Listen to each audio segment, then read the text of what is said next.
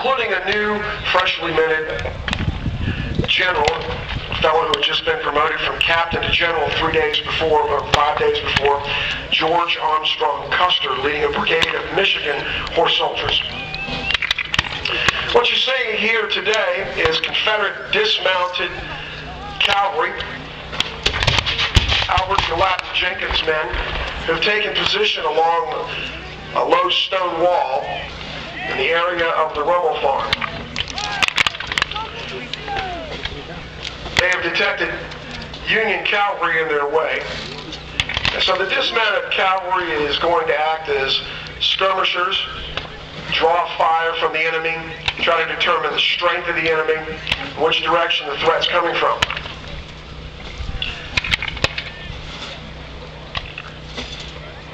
Unfortunately for the dismounted Confederate cavalry, there'd been a mix-up in orders, and General Jenkins' men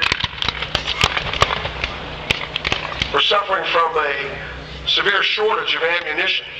Instead of having 40 to 60 rounds per man, they pretty much only had about 10 rounds.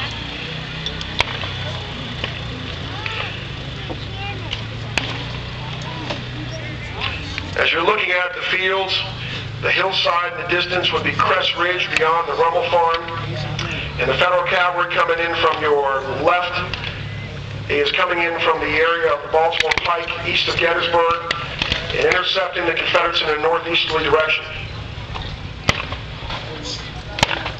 This is not unusual for cavalry, mounted soldiers, to dismount in this fashion, begin a battle.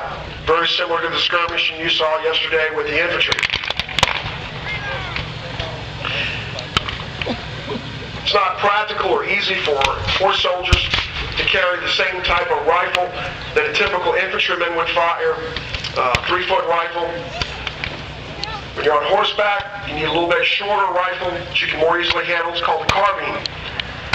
And the advantage of a carbine is that it can be loaded from the breech or the stock while you're crouched down behind a fence rail or a stone wall. And you can reload it while you're taking shelter. Whereas a foot soldier has to go through a 9-step procedure to reload his rifle, and he has to stand exposed to fire. Of course, the trade-off is that the cavalry soldiers with the carbines can't fire quite as far as an infantryman can.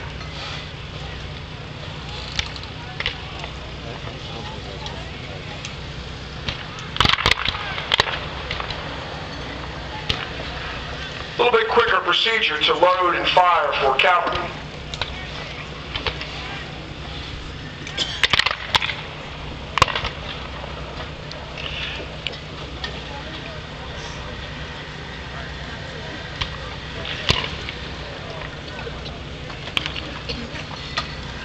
It is typical of cavalry on a Civil War battlefield to be accompanied by their own artillery. It's called horse artillery.